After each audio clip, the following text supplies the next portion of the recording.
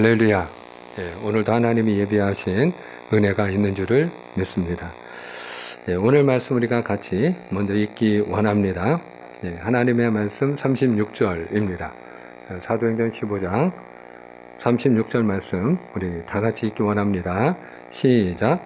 며칠 후에 바울이 바나바더러 말하되 우리가 주의 말씀을 전한 각 성으로 다시 가서 형제들이 어떠한가 방문하자 하고. 아멘. 아멘. 며칠 후에 이렇게 시작을 하죠. 이 며칠 후는 이제 안디옥 교회가 복음 안에서 안정된 이후에 하는 것입니다. 안디옥 교회는 바나바와 바울이 섬기는 교회이었죠. 그런데 그 안디옥 교회에 논쟁이 있었어요. 그 논쟁도 아주 중요한 문제였는데 어떻게 해야 구원을 받을 수 있는가 하는 문제를 가지고 두 가지 입장이 크게 나뉘어졌습니다. 바나바와 바울은 오직 주 예수의 은혜로 우리가 하나님의 은혜로 구원받는 거다. 오직 믿음으로 구원받는 것이다. 예수로 충분하다 하는 복음을 들려주었고요. 반면에 예루살렘 교회에서 올라온 그 유대파 그리스도인들이 있었는데 그들은 그것으로 충분하지 않다. 우리가 물론 예수를 믿어야 구원을 받는 것이지만 율법도 행하고 할례도 행해야만 구원을 받을 수 있다라고 주장을 했기 때문에 이 두 가지 입장 사이에서 성도들이 굉장히 큰 혼란을 맞이할 수밖에 없었던 거죠. 그런데 성령의 그 인도하심을 잘 따라서 그들이 하나의 결정을 내리게 되는데 그것은 예루살렘 교회에 가면 사도 베드로가 있고 또 야고보 장로도 있고 또 예루살렘 교회에서 우리가 같이 회의를 내서 그 시간에 성령께서 우리에게 분명히 들려주시는 그 말씀과 인도하심을 따라서 우리가 이 복음의 문제를 정리하면 좋겠다. 그렇게 결론을 내렸던 것입니다. 그리고 그들이 예루살렘 교회에서 베드로를 통해서 또 야고보 장로를 통해서 분명한 사실을 다시 한번 그들이 정리하게 되는데 우리가 구원받는 것은 어떤 우리의 노력이나 수고나 애씀으로 되는 것이 아니라 우리가 선하게 살고 율법을 잘 지키고 법을 잘 지키고 뭐 할례도 행하고 이렇게 의식을 우리가 하나님 앞에 거룩하게 행하면 그러면 구원받는 것이 아니고 오직 주 예수의 은혜로 구원받는 줄을 믿노라. 할렐루야. 오직 예수로 충분하다. 은혜로 충분하다. 우리가 믿기만 하면 구원을 받는다 하는 이 복음을 정립하게 됩니다. 그 후에 이제 사도 바울이 교회가 안정이 되니까 이제 복음 위에 안디옥 교회가 든든히 세워지게 되니까 바나바에게 하나의 제안을 하고 있는 것입니다. 우리가 1차 전도 여행 때 다니면서 복음을 전한 그 전도 지역들을 한 번 더 방문하자는 거예요.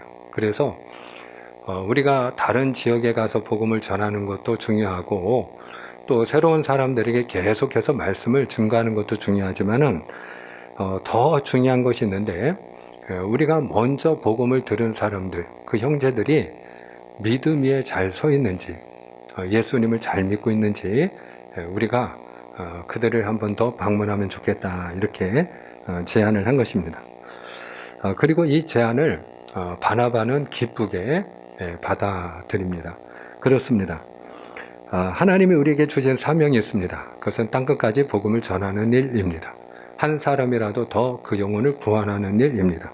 이 일에 나는 책임이 없다고 할 수 있는 사람은 아무도 없습니다. 저는 주님의 이름으로 축복하는 것은 주님 앞에 서는 그날까지 적어도 저나 여러분이나 한 사람이라도 더 영혼을 구원하는 일에 힘쓸 수 있는 또 열매를 맺는 그런 은혜가 있기를 주님의 이름으로 축복을 합니다. 그러나 우리가 영혼을 구원하는 일, 그 일 못지않게 너무나도 중요한 것이 있는데 우리가 먼저 예수를 잘 믿는 일인 줄을 믿습니다. 그리고 다른 믿음의 가족들, 내 옆에 있는 교회 가족들, 우리가 함께 예배를 드리고 있는 하나님의 가족들이 있는데 다른 믿음의 가족들이 예수님을 잘 믿을 수 있도록 다른 분도 믿음의 경고에서 있을 수 있도록 우리가 돕는 자가 되는 것입니다. 예수님이 바리새인들을 향하여 화를 내시고 그들을 저주하셨던 이유는 자기들도 천국에 못 들어가고 다른 사람들도 들어가지 못하도록 그들이 자꾸 장애물이 되었기 때문이에요. 걸림돌이 되었기 때문이에요. 그러므로 저는 주님의 이름으로 축복하는 것은 저나 여러분이나 다른 사람이 나를 보고 내가 저분같이 예수 믿으려면 안 믿는 게 낫겠다. 그런 걸림돌이 되는 분이 한 분도 없게 되기를 바랍니다. 아멘. 그리고 한 걸음 더 나가서 저와 여러분이 은혜의 통로, 축복의 통로, 구원의 통로가 되어져서 저와 여러분을 통해서 한 사람이라도 더 천하보다 귀한 영혼들이 하나님 앞에 돌아오는 일들이 일어나기를 축복하고요. 또 함께 믿음 생활을 하는 하나님의 가족들이 저나 여러분을 통해서 우리 자신을 통해서 그의 믿음이, 상대방의 믿음이 더욱 세워지는 그런 축복의 통로가 될 수 있기를 주님의 이름으로 축원합니다. 자, 그런데 문제가 생겼습니다. 그것은 다름 아니라 바나바와 바울의 생각이 달랐습니다. 자, 우리가 어떤 갈등이 생기는지 37절과 38절을 같이 한번 읽겠습니다. 37절, 38절입니다. 시작. 바나바는 마가라 하는 요한도 데리고 가고자 하나 바울은 밤빌리아에서 자기들을 떠나 함께 일하러 가지 아니한 자를 데리고 가는 것이 옳지 않다 하여. 아멘. 네. 이제 전도 여행을 다시 출발하는 것은 둘 다 기쁘게 생각을 했는데 서로 생각이 달랐어요. 충돌이 일어났어요. 바나바는 마가 요한을 또 데리고 가자 하는 것이에요. 마가 요한에게 한 번의 기회를 더 주어서 그가 1차 전도 여행 때 중간에 비록 우리를 떠나서 그가 집으로 돌아가기는 했지만 지금 많이 후회를 하고 있고 또 본인이 회개하고 있고 또 하나님 앞에 다시 헌신하기를 원하니 그 마가 요한을 데리고 가는 게 좋겠다 하는 것이 바나바의 생각이었습니다. 그런데 반면에 바울의 생각은 전혀 달랐어요. 바울은 안 된다는 거예요. 그것도 굉장히 단호했습니다. 오늘 39절에 38절이죠. 38절에 보면은 밤빌리아에서 우리를 떠나서 이 밤빌리아는 이제 버가가 있는 곳을 말하는데 그 밤빌리아 지역 버가에서 마가 요한이 무슨 이유인지 본인이 뭐 집이 그리웠던 건지 아니면 전도 여행이 힘들었던 건지 아니면 그 바울이 그 못마땅했던지 뭐 여러 가지 이유가 있을 수 있겠죠. 중요한 것은 나는 더 이상 전도 여행을 하지 못하겠다. 그리고 그가 자기 집이 있는 예루살렘으로 돌아간 것이 그 밤빌리아 지역에 있는 버가라고 하는 도시였어요. 바로 그곳에서 우리를 떠나서 우리와 함께 일을 하지 아니한 마가 요한을 데리고 가는 것은 옳지 않다. 그것이 바로 바울의 생각이었습니다. 오늘 여기서 우리는 두 사람의 중요한 특징, 차이를 보게 됩니다. 그것은 바나바는 전도 사역도 중요하지만 무엇이 더 중요하다고 보고 있는 겁니까? 사람을 세우는 일이 더 중요하다. 이쪽에 좀 더 무게를 두고 있고요. 바울의 경우에는 반대입니다. 사람을 세우는 것도 중요하지만 오히려 우리가 하나님의 사역에 열매를 맺는 게 더 중요하다. 사역이 더 중요하다 하는 것이 사도 바울의 생각이었습니다. 그래서 전도 사역을 하면서 이 전도 여행을 출발하면서 우리를 떠났던 사람을 또 데리고 가는 것은 그것은 일종의 말하자면 또 돌아가지 않는다는 보장이 없으니까 우리가 그로 인해서 감정적인 어떤 낭비를 할 수가 있다 하는 거죠. 그리고 사역에 지장을 줄 수 있다는 거죠. 그러니까 사역이 더 중요하다 하는 것이 바로 바울의 입장이었습니다. 여러분들이 한번 마음속으로 대답을 해보시면 좋겠습니다. 여기서 그러면 우리는 누구의 입장이 옳은가? 사람이 더 중요하다고 생각하는 바나바의 입장이 옳은 것인가? 아니면 사역이 더 중요하다고 이야기하고 있는 바울의 입장이 옳은 것인가? 여러분, 바울이 옳습니까? 아니면 바나바가 옳습니까? 예, 마음속으로만 대답하시기 바랍니다. 왜냐하면 이것은 사실 옳고 그름의 문제이기보다는 다름의 문제이기 때문에 그렇습니다. 저나 여러분이나 우리 가운데서도 분명히 둘로 나뉘어질 겁니다. 사람을 세우는 일이 더 중요하다. 사역 중요하지만 사람을 세워야 된다 하는 분이 분명히 계실 것이고요. 그분은 바나바의 입장 위에 서 있는 분이고, 또 반면에 사람 세우는 건 물론 중요하지만 그러나 우리가 사역에 열매를 맺는 게 더 중요하지 않겠냐. 그리고 사역에 무게를 두는 분도 분명히 계실 것입니다. 그러면 나는 스스로 한번 자문을 해보세요. 나는 사람을 더 중요하게 여기는 사람인가? 아니면 사역을 더 중요하게 여기는 사람인가? 우리가 그 차이를 알 수 있는 아주 간단한 그 방법이 하나 있는데요. 축구 경기를 보게 되면 이 볼을 다투다가 선수들이 가끔 가다가 부상을 당하여 쓰러지는 경우가 있어요. 그리고 고통을 호소를 합니다. 그라운드에서 이렇게 뒹굴면서 굉장히 그 고통을 호소하는 그런 선수들을 아마 여러분이 보셨을 거예요. 그리고 일어나지 못합니다. 자, 그랬을 때 심판이 휘슬을 불어서 경기를 중단시키지 않고 계속 경기가 그냥 진행되는 경우가 있어요. 그랬을 때 그 부상당한 선수에 개의치 않고 자기 눈이 볼을 따라가는 분이 있어요. 그 볼을 우리 팀이 가지고 상대 진영으로 들어가는지, 아니면 지금 상대팀 선수가 볼을 잡고 그리고 우리 진영으로 들어오고 있는지, 하여튼 그 볼을 따라서 이렇게 눈이 자연스럽게 가는 분이 계시고요. 볼이 우리 팀이 가지든 상대팀이 가지든 뭐 볼이 어느 진영으로 지금 흘러가고 있든 전혀 또 개의치 않고 저거 어떡하나, 크게 다치지는 않았을까, 저 선수 정말 괜찮은 건가, 저 일어날 수는 있는 건가, 일어나면 좋을 텐데 하는 마음을 가지고 그 부상당한 선수에게서 눈을 떼지 못하는 분이 계셔요.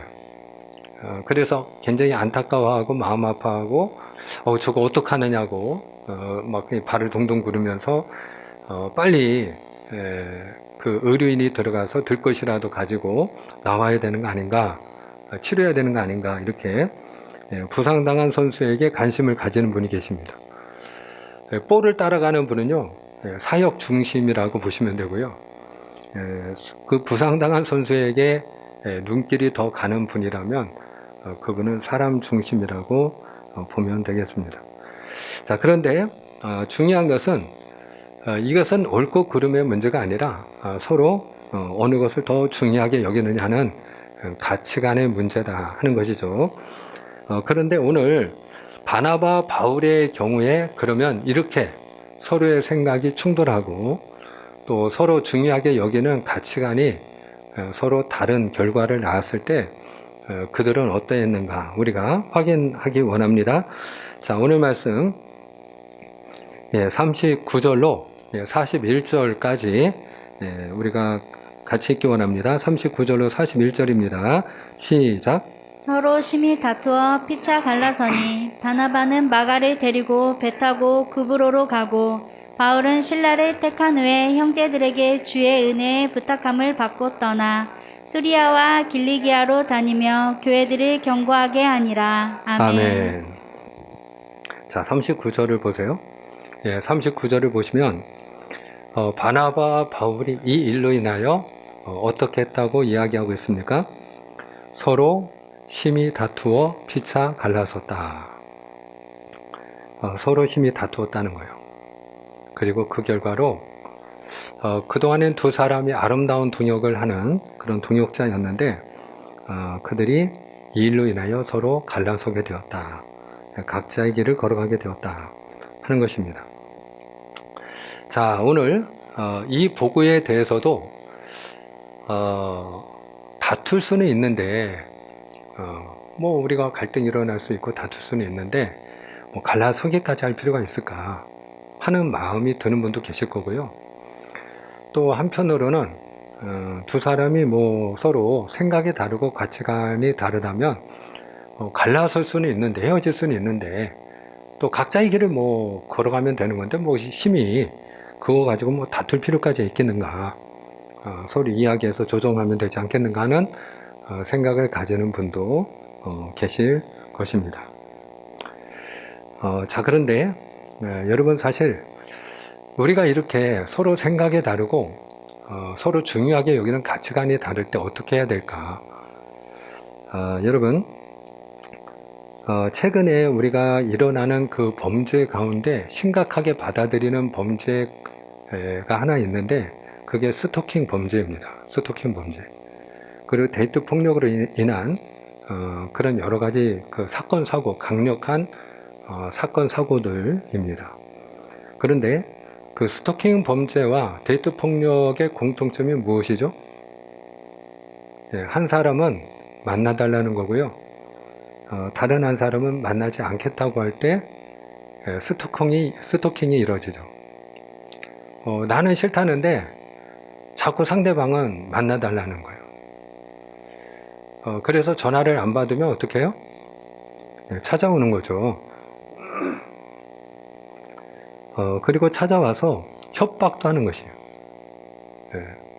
나를 만나 달라는 것이죠. 데이트 폭력의 경우에도 일반적인 경우는 왜 상대방을 그렇게 찔렀냐 이렇게 이제 물어보면 헤어지자고 하는 말에 욱해서 내가 그랬다, 뭐 이렇게 말하는 경우를 우리가 볼 수 있습니다. 자, 여러분, 서로 이성 간에 한 남자와 한 여자가 만나서 뭐 데이트를 할 수 있고 또 같이 함께 뭐 결혼도 할 수 있고 뭐 그런 것인데, 만약에 나는 만나고 싶은데 상대방이 내가 싫다고 하면 어떻게 해야 될까요? 상대방이 나를 만나고 싶지 않다고 하면 어떻게 해야 되나요? 주먹으로 힘으로 해결을 해야 될까요? 계속해서 상대방과 싸워서 이겨야 될까요?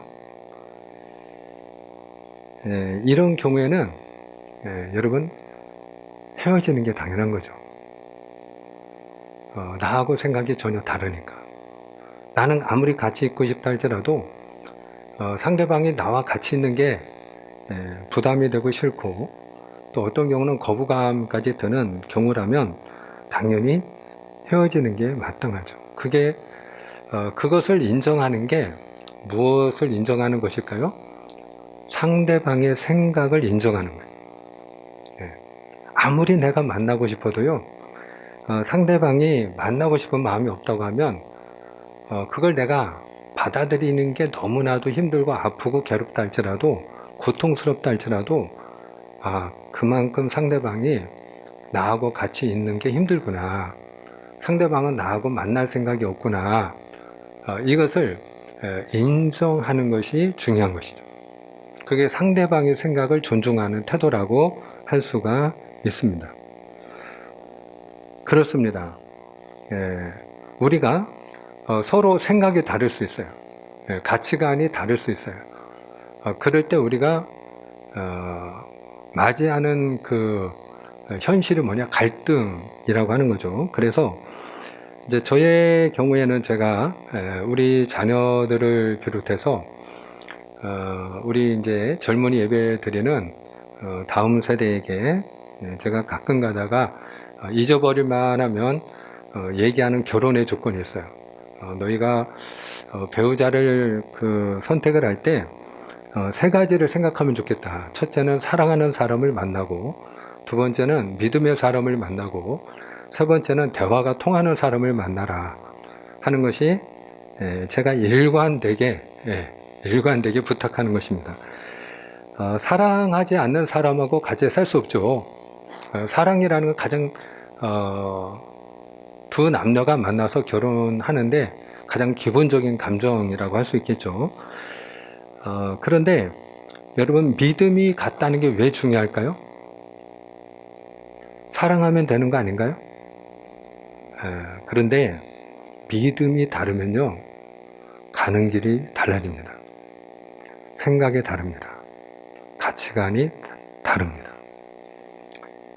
믿음이 없는 사람은요, 죽으면 끝이기 때문에 눈에 보이는 세상이 전부이고요, 눈에 보이는 돈과 권력과 명예를 위해서 나의 모든 걸 바치고 살아가는 사람, 또 그래야 된다고 생각하는 사람이 바로 불신자이고요. 반면에 눈에 보이는 것이 전부가 아니고, 눈에 보이지 않지만 하나님이 살아계시고, 하나님이 우리를 위하여 예비해 놓으신 천국이 있고, 또 하나님이 충성된 자를 위해서 예비해 놓으신 영광과 상급이 있다는 걸 믿는 사람은 그 하나님을 위하여, 하나님의 영광을 위하여 당연히 가치를 두고 살아가기 때문에 그 길이 같을 수가 없는 거죠. 그래서 같은 믿음의 사람을 만나라. 그리고 제가 부탁을 하고, 또 그렇다 할지라도 뭐 우리는 부부가 같이 믿음을 가지고 있지만 그래도 뭐 날마다 싸우는데요, 뭐 갈등 있는데요, 뭐 이런 분도 계시죠. 그렇죠. 갈등이 없을 수 없죠. 왜냐? 생각이 다르면 갈등이 생기기 때문이죠. 그래서 중요한 게 뭐냐? 대화죠. 서로 생각이 다를 때 대화가 통하느냐가 그래 중요한 거죠. 대화가 통하면, 그러면 싸울 일이 없어지죠. 갈등은 생긴다 할지라도 갈등이 오히려 서로 이해하고 존중하고 배려하고 축복하는 그런 기회가 되어지고, 두 사람이 더 오히려 하나가 되어지는, 오히려 합력하여 선을 이룰 수 있는 전화위복의 기회가 되어지기도 하는 것이죠. 그런 의미에서 이제 저의 경우에는 요 세 가지를 많이 부탁을 하는데, 오늘 사도 바울과 이 바나바를 보면 너무나도 아쉬운 대목이 있어요. 그것은 무엇인가 하면, 그들이 서로를 이렇게 존중하고 축복하면서, 그러면 바나바는 나는 사람을 세우는 일이 중요하니까 마가 요한을 데리고 내가 전도 여행을 갈 터이니 당신은 또 당신이 선택한 사람을 데리고, 그리고 같이 그렇게 또 전도 여행을 갈 수 있으면 좋겠다. 그리고 바울도 인정해주고 바나바도 인정해주고, 그러면서 서로의 그 전도사에게 큰 열매가 있기를 그렇게 축복하면서 서로 떠나보냈다면 얼마나 아름다웠을까 하는 아쉬움이 있습니다. 그런데 오늘 그 본문에 보면은 바나바 바울이 서로 심히 다투었다. 서로 심히 다투었다. 이렇게 얘기를 하고 있어요. 근데 이 말씀이 사실은 어떤 면으로는 위로가 되기도 합니다. 왜 그런가 하면은, 야, 바나바 바울이 어떤 사람이에요? 우리가 정말로 본받고자 하는 어떤 모델을 얘기할 때 바울을 이야기하고 바나바를 이야기하지 않습니까? 저도 성경 66권 가운데 제가 가장 닮고 싶은 저의 영적인 멘토가 있다면 바울이거든요. 근데 바울도 다퉜네요. 그럼 바울도 다퉜어요. 그것도 심히 다퉜네요. 바나바가 어떤 사람이죠? 그 인품과 성품이 누구보다도 훌륭한 사람이 바나바입니다. 바나바와 같이 온유한 사람이 또 어디 있을까요? 겉면하고 위로해서 사람을 세우고 사람을 살리는 일에 그야말로 아주 탁월했던 사람, 모두 누구나 바나바, 그 이름 석자만 들어도 존경했던 사람이 바나바입니다. 근데 그 바나바도 다퉜네요. 예수님과 함께 했던 12제자도 서로 다툰 일이 있었죠. 길을 가다가 서로 누가 크냐 하는 문제 가지고 제자들이 다툰 일이 있었어요. 모든 교회 어머니 교회이자 또 모든 교회가 닮고 싶은 그런 모델 교회인 예루살렘 교회도 구제하는 문제로 가지고 서로 갈등이 있었죠. 안디옥 교회도 복음적인 문제, 이 구원의 문제, 특히 교리적인 문제로 또 갈등과 다툼이 있었습니다. 여기서 우리는 한 가지를 분명히 배울 수 있는데, 갈등은 어디서든지 일어날 수 있다 하는 것이, 갈등은 어디서든지 일어날 수 있다. 여러분들이 서로 사랑해서 함께 살아가는 그 부부간의 가정 안에서 사랑하는 자녀들과의 관계에서 갈등은 일어날 수 있는 것이죠. 같은 하나님을 섬기면서 우리가 같은 믿음을 가지고 복음을 위해서 또 주님의 몸된 교회를 위해서 함께 서로 사랑하며 헌신해야 될 하나님의 가족들 간에도 갈등은 일어날 수 있는 것이죠. 왜 그러냐? 서로 생각이 다르면 갈등은 생기기 때문이죠. 자, 그런데 오늘 우리가 이 바나바 바울의 갈등을 통해서 분명하게 배워야 될 건 있습니다. 그건 무엇인가 하면 함부로 판단하지 말자 하는 것이. 함부로 판단하지 말자. 왜? 우리의 생각이 항상 우리가 주장할 때는 내 생각이 옳다라고 하는 확신을 가지고 있기 때문에 우리는 주장을 하는 거죠. 그리고 내 생각이 받아들여지지 않으면 그것 때문에 우리는 싸우기도 하고 다투기도 하는 거죠. 자, 그런데 여러분 지금 마가 요한을 데리고 갈 수 없다. 우리를 떠나서 중간에 돌아간 그 마가 요한을 데리고 가는 것은 옳지 않다라고 사도 바울은 마가 요한을 평가절하합니다. 그런데 바울이 이렇게 마가 요한에 대해서 평가할 때는 바울의 평가는 무엇입니까? 마가 요한은 더 이상 쓸모가 있다 없다. 쓸모가 없는 거예요. 더 이상 유익하지 않은 무익한 사람이라고 하는 그런 평가를 내린 겁니다. 그러니까 마가 요한과는 함께 갈 수 없다라는 것입니다. 자, 그런데 이런 바울의 입장이 전혀 180도 달라져요. 사도 바울이 그 각 교회에 그 편지를 많이 썼죠. 그런데 그 바울이 그 노년에 가장 마지막에 쓴 편지가 바로 디모데후서입니다. 그 디모데후서에서 디모데에게 사도 바울이 편지를 보내면서 그러면서 그가 마가 요한을 나에게 좀 데리고 와달라 이렇게 부탁하는 내용이 나오는데 그 이유를 거기서 설명하고 있는데 한번 확인합니다. 자, 디모데후서 4장 11절입니다. 자, 디모데후서 4장 11절 다 같이 시작.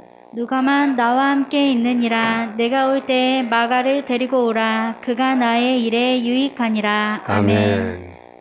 네, 여기 보니까 마가가 필요하다네요. 사도 바울도 한 입 가지고 두 마디 할 때가 있네요.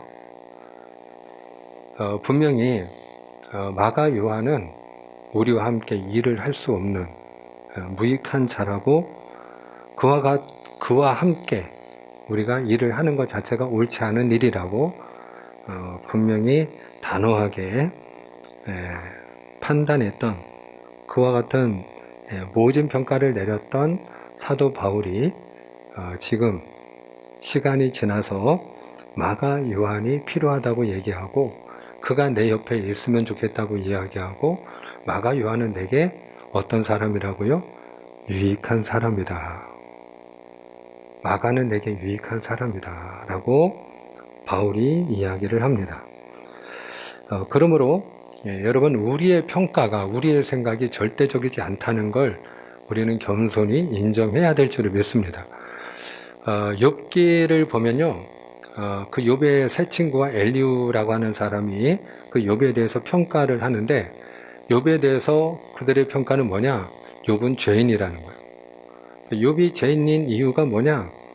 너가 이렇게 고난당한 것은 죄가 없으면 당할 수 없는 고난이라는 거죠.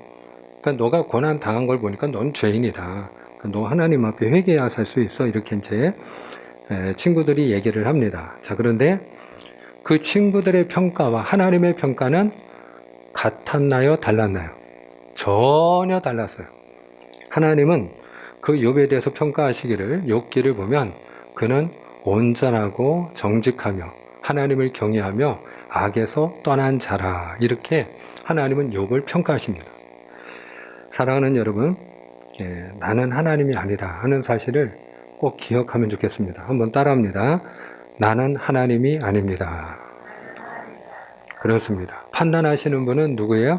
그분은 하나님이십니다.